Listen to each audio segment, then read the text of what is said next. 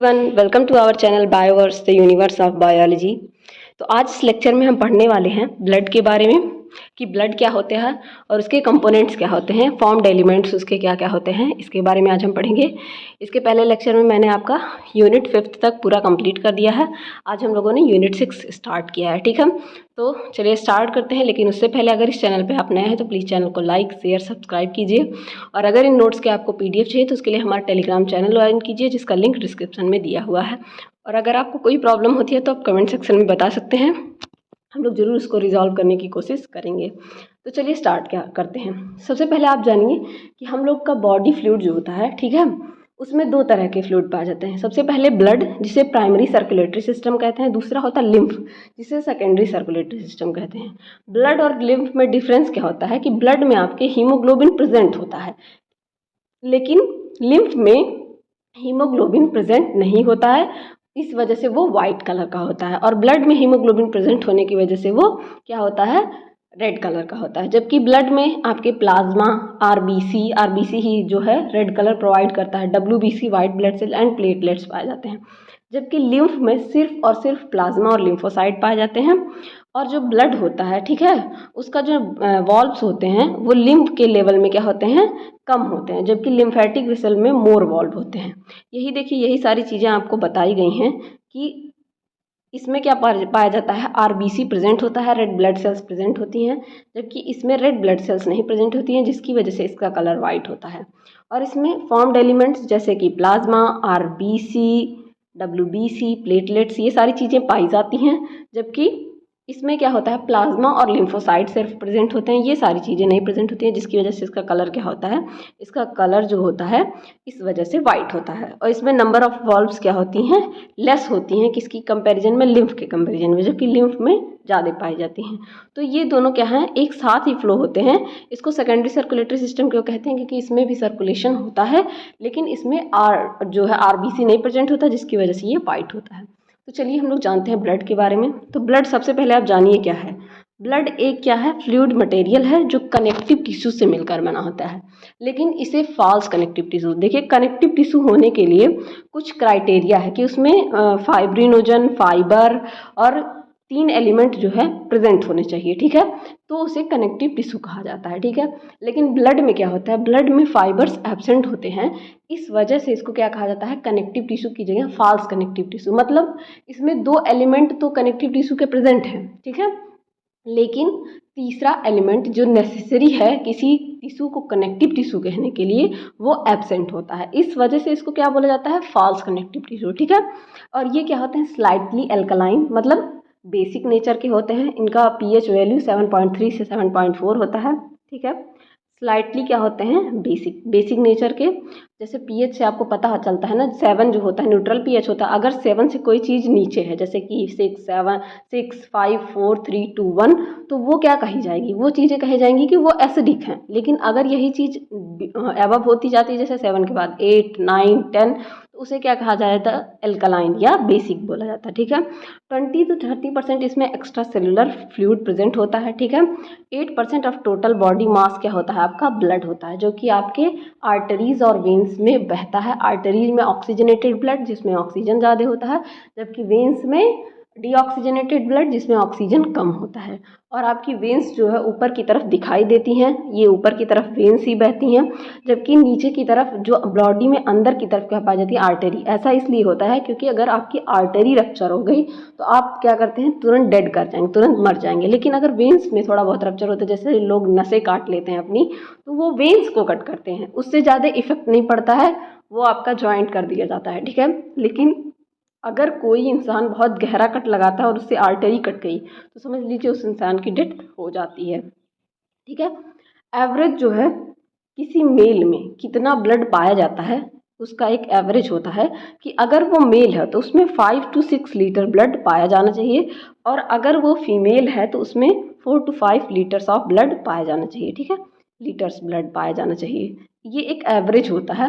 Mails में देखिए क्यों ज़्यादा होता है, क्योंकि देखिए मेल्स और फीमेल्स में मेल्स जो है वो वूम्ब नहीं कैरी करते हैं, वो बच्चा नहीं कैरी करते हैं, उनके बच्चे नहीं होता है, ठीक है। फीमेल में होता है, जिसकी वजह से उनका जो एक होता है कैपेसिटी, कैरिंग कैपेसिटी और रेजिस्टेंस, तो मेल्स में क्या होता है ये ज़्यादा होता है, क्योंकि उनको फीमेल नहीं कैरी करना रहता है, सॉरी वूम्ब नहीं कैरी करना रहता है, जबकि फीमेल्स को वूम्ब कैरी करना रहता है। फंक्शन ऑफ ब्लड, अब हम लोग देखते हैं ब्लड का फंक्शन क्या होता है।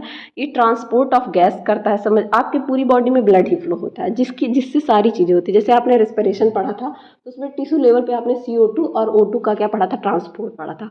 तो वो कैसे होता है, इसी ब्लड से ही होता है, इसी ब्लड में वो सारी चीज़ें फ्लो होती हैं, फिर वो टिश्यू में एब्जॉर्ब हो जाती हैं, ठीक है। तो ये transport of gases, hormones, heat, waste, इन सारी चीज़ों का ट्रांसपोर्ट करता है। ये बॉडी टेम्परेचर को रेगुलेट करता है, ये वाटर को रेगुलेट करता है, ठीक है, कंटेंट ऑफ सेल को रेगुलेट करता है, इतनी चीज़ें ये रेगुलेट करता है। और ये किस किस के हिसाब, किस किस के लिए प्रोटेक्शन, किसके किसके थ्रू प्रोटेक्शन देता है। सबसे पहले ब्लड लॉस थ्रू क्लॉटिंग, ठीक है, ये प्रोटेक्ट करता है ब्लड लॉस, जो क्लॉटिंग बन जाती है, क्लॉट बना के ब्लड लॉस को प्रोटेक्ट करता है। अगर आपके हाथ पे कोई कट लग जाए, ठीक है, ये प्रोसेस भी आपको पढ़ना है कि किस तरह से क्लॉटिंग होती है, ब्लड क्लॉटिंग में आपको पढ़ाऊंगी भी। तो अगर आपके हाथ पे कोई कट लग गया तो ब्लड लॉस अगर होता रहा तो क्या होगा, आपकी मृत्यु हो सकती है। यही जो है ये सारी चीज़ें किसके, रानी विक्टोरिया जो थी उनकी फैमिली में ये डिजीज़ था कि अगर उनके यहाँ किसी को कट लग जाता था तो ब्लड फ्लो होता रहता है, जिसे हीमोफीलिया भी कहते हैं। इस डिजीज़ को सेक्स डिटरमाइंड डिजीज़ है, ये जेनेटिक डिजीज़ है, तो उनकी फैमिली में ये डिजीज़ देखा गया था, हीमोफीलिया का डिजीज़। लेकिन अगर इसको जिसके उनके ब्लड में क्या था, ब्लड क्लॉटिंग फैक्टर ही नहीं पाया जाता था, तो प्रोटेक्ट करता है ब्लड को लॉस होने से, ठीक है।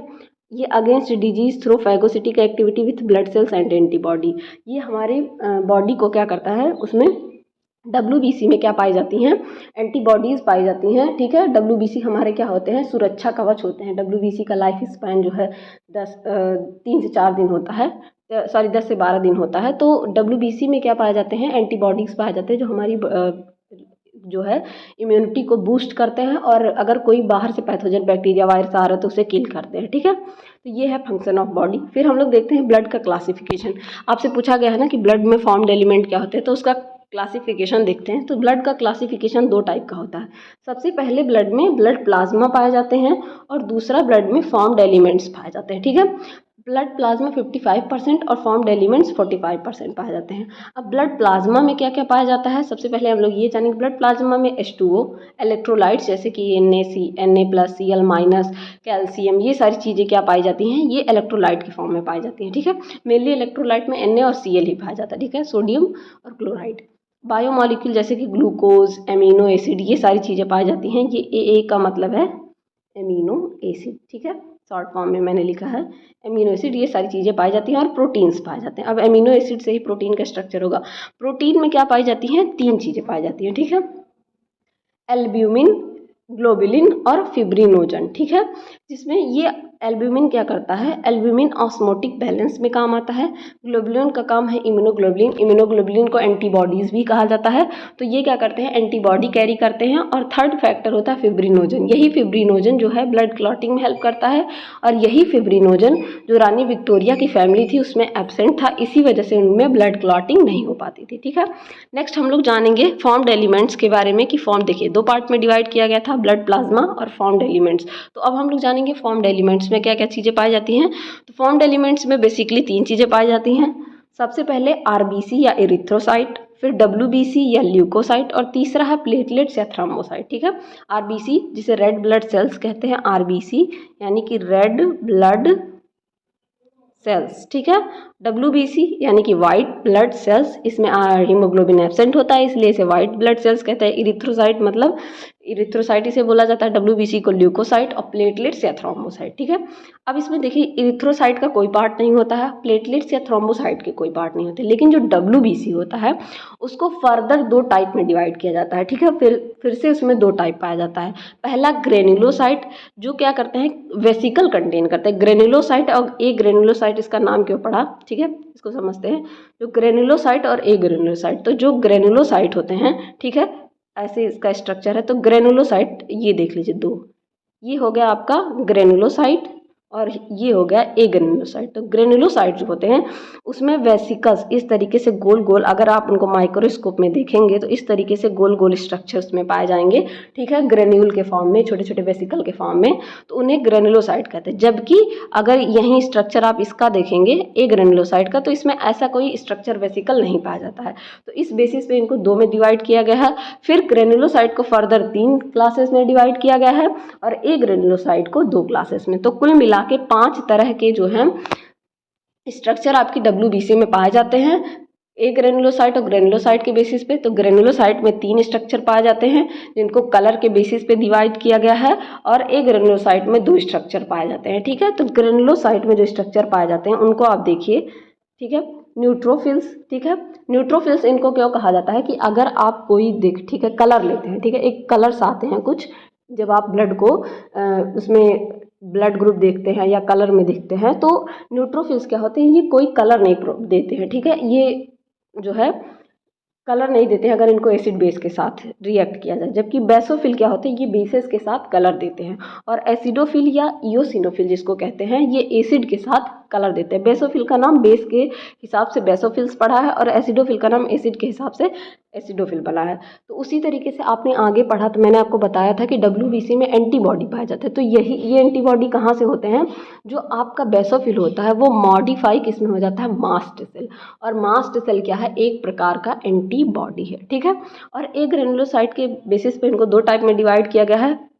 एक होता है मोनोसाइट, ठीक है, मोनोसाइट, और दूसरा होता है लिम्फोसाइट, ठीक है, monocyte and lymphocyte. Monocyte 2 type के होते हैं, एक वॉन्डरिंग और एक फिक्स्ड। फिक्स्ड में आते हैं आपके मैक्रोफेजेस।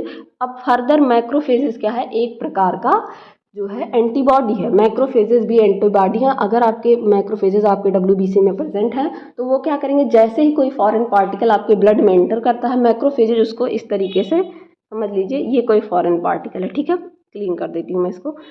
ये देखिए इस तरीके से अगर कोई फॉरेन, ये मैक्रोफेजेस हैं, ठीक है, इस तरीके से स्ट्रक्चर इनका पाया जा रहा है, मैक्रोफेजेस हैं, और ये कोई फॉरेन पार्टिकल आया तो मैक्रोफेजेस क्या करते हैं, जैसे ही ये आता है अपना स्ट्रक्चर बदलते हैं, इसको अंदर की तरफ लेते हैं, फिर स्ट्रक्चर बदल के इसको एकदम अंदर की तरफ इनगल्फ कर लेते हैं। मैक्रोफेजेस तोड़ तोड़ के उसको एकदम कट कर देंगे और उसको खत्म कर देंगे, ठीक है। और लिम्फोसाइट तो आप सब जानते हैं, बी लिम्फोसाइट और टी लिम्फोसाइट के बारे में आपने फर्स्ट सेमेस्टर में इम्यूनोलॉजी पढ़ा होगा, तो वहाँ पे लिम्फोसाइट के बारे में आपने पढ़ा होगा। तो बी लिम्फोसाइट और टी लिम्फोसाइट 2 तरह के लिम्फोसाइट पाए जाते हैं, ठीक है। अब हम लोग डिटेल पढ़ेंगे किसके बारे में, इरिथ्रोसाइट के बारे में, कि इरिथ्रोसाइट में क्या क्या पाया जाता है, क्यों ये रेड होता है, ये ऑक्सीजन कैरी करता है, इन सारी चीज़ों के बारे में हम लोग पढ़ेंगे, ठीक है। तो आरबीसी या इरिथ्रोसाइट, ठीक है, लार्ज, थोड़ा सा पहले जान लीजिए लार्जेस्ट आरबीसी किस में पाया जाता है और स्मॉलेस्ट आरबीसी किस में पाया जाता है। सबसे लार्जेस्ट आरबीसी आपके पूरे एनिमल किंगडम में किसका होता है, एम्फीबियंस का, जिसमें एम्फीयूमा और प्रोटियस 2 एनिमल्स पाए जाते हैं, जो 80 म्यूयम का होता है, 80 माइक्रोन मीटर का होता है, ठीक है, जो लार्जेस्ट आरबीसी होता है। और स्मॉलेस्ट आरबीसी मस्क डियर का होता है, ठीक है। अब देखिए शेप इसका 2 तरीके का होता है, आरबीसी का शेप 2 तरीके का होता है। अगर वो यंग आरबीसी है तो वो कैसा होगा, यंग मतलब जो तुरंत बना हुआ आरबीसी है। आरबीसी की लाइफ स्पैन 120 दिनों की होती है, और ये जब डेड हो जाते हैं तो ये स्प्लीन नामक एक ग्लैंड होता है जिसमें क्या होता है, स्टोर हो जाते हैं, जिसे ग्रेवयार्ड ऑफ आरबीसी भी बोला जाता है। ग्रेवयार्ड ऑफ आरबीसी का मतलब मुर्दा घर, आरबीसी का मुर्दा घर, जहाँ पे सारे मरे हुए आरबीसी जाके स्टोर होते हैं। तो अगर ये यंग आरबीसी, ठीक है, तो ये ओवल या न्यूक्लिएटेड होगा, यानी कि इस फॉर्म में पाया जाएगा, ठीक है, ओवल या न्यूक्लिएटेड होगा, ठीक है, ओवल होगा और न्यूक्लियस इसमें प्रेजेंट होगा। जबकि जो मेच्योर आरबीसी होते हैं वो बाइकॉनकेव होते हैं, बाइकॉनकेव, अभी मैं स्ट्रक्चर आपको दिखाती हूँ, और नॉन न्यूक्लिएटेड होते हैं, ठीक, नॉन न्यूक्लिएटेड। आप एक बात जानिए, पूरे एनिमल किंगडम में, ठीक है, न्यूक्लियस एक ऐसा स्ट्रक्चर है जो हर जगह प्रेजेंट होता है, ठीक है, उसको क्या कहा जाता है, सोल ऑफ, आप कह सकते हैं एनिमल्स कह सकते हैं उसको, ठीक है, सोल ऑफ सेल कह सकते हैं, क्योंकि वो देखिए चाहे प्रोकैरियोट चाहे यूकैरियोट किसी न किसी फॉर्म में न्यूक्लियस प्रेजेंट होता है। लेकिन आरबीसी एक ऐसी जगह है जहाँ पे मेच्योर आरबीसी एक ऐसी जगह है जहाँ पे न्यूक्लियस नहीं प्रेजेंट होता है, इसीलिए इसको क्या कहते हैं, नॉन न्यूक्लिएटेड कहते हैं। जबकि ओवल जो आपका यंग आरबीसी है जो तुरंत बना है उसमें न्यूक्लियस प्रेजेंट होता है, लेकिन जैसे जैसे ये मेच्योर होता है और इसका जो स्ट्रक्चर जैसे जैसे बाइकॉनकेव, यानी कि इसका स्ट्रक्चर जैसे जैसे बाइकॉनकेव होता रहता है वो एकदम फ्लैट चिपटा हो जाता है, जिसकी वजह से इसमें से आरबीसी हट जाते हैं। रुकिए मैं इसका स्ट्रक्चर आपको दिखाती हूँ, ये देखिए ये स्ट्रक्चर है आपके आरबीसी का, ठीक है, ये स्ट्रक्चर है आरबीसी का। तो आरबीसी इस तरीके सा फ्लैट सा पाया जाता है। ये देखिए ये बेसोफिल का स्ट्रक्चर है, लिम्फोसाइट इस तरीके से पाए जाते हैं, मोनोसाइट इस तरीके से पाए जाते हैं, इओसिनोफिल बाई लोब्ड होते हैं, ये देखिए 2 लोब पाया जाता है, न्यूट्रोफिल ट्राई लोब्ड होते हैं, 1 2 3 लोब इसमें पाए जा रहे हैं, ये प्लेटलेट्स इस तरीके के पाए जाते हैं, डेंड्राइटिक सेल ऐसे पाए जाते हैं, ठीक है, और ये मैक्रोफेजेज इस तरीके से पाए जाते हैं, ठीक है। ये कुछ स्ट्रक्चर हैं, आप इसको ऐसे भी देख सकते हैं, ये कुछ स्ट्रक्चर है, कंपोजिशन ऑफ ब्लड, ये आपकी कोई, ठीक है, ब्लड की आर्टरी या वेन है, इसको लिया गया है, ठीक है, ट्यूब टाइप में। और ये देखिए यहाँ पे प्लाज्मा पाया जा रहा है, ये प्लेटलेट्स पाए जा रहे हैं वाइट वाइट कलर में, इरिथ्रोसाइट रेड ब्लड सेल्स पाए जा रहे हैं, ल्यूकोसाइट इस तरीके से पाए जा रहे हैं, ये आपके ल्यूकोसाइट्स सारे पाए जा रहे हैं वाइट ब्लड सेल्स, जिसमें इओसिनोफिल, न्यूट्रोफिल, उसके बाद से मोनोसाइट्स, टी लिम्फोसाइट, ये सारी चीज़ें क्या है पाई जा रही हैं, स्ट्रक्चर इस तरीके से दिखाया गया है। तो ये चीज़ आपको समझ में आई होगी। फॉर्म्ड एलिमेंट जो सस्पेंडेड किस में होते हैं, प्लाज्मा में, ठीक है, प्लाज्मा और फॉर्म्ड एलिमेंट पाए जाते हैं। जो फॉर्म्ड एलिमेंट होते हैं प्लाज्मा में क्या होते हैं, सस्पेंडेड होते हैं, ये आपका प्लाज्मा, ठीक है, प्लाज्मा में ये सब प्रेजेंट होते हैं, ये येलो येलो जो दिख रहा है ये सारा प्लाज्मा है। तो वो भी ये चीज़ आपको समझ में आई होगी, ठीक है।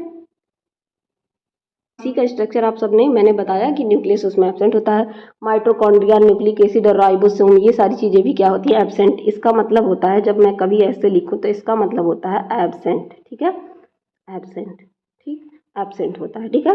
मैं नोट्स बनाती हूँ तो शॉर्ट फॉर्म में बनाती हूँ, तो प्लीज़ आप लोग थोड़ा समझा करिए, इसलिए मैं बता देती हूँ, जो वर्ड्स नहीं समझ में लायक है इसे एब्सेंट बोला जाता है, ठीक है।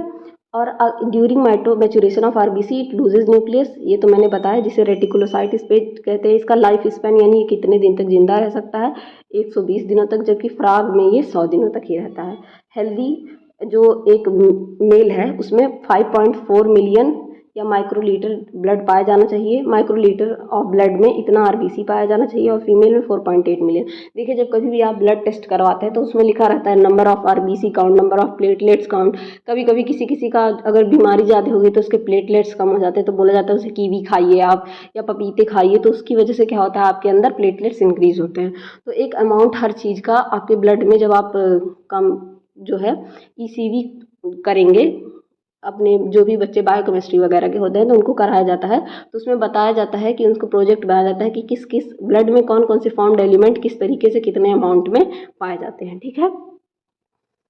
ये देखिए फॉर्मेशन, इसको इरिथ्रोपोइसिस कहते हैं, जो कहाँ पे होता है, इरिथ्रोपोइटिन हार्मोन बाई किडनी या जेजी सेल से ये रिलीज होता है।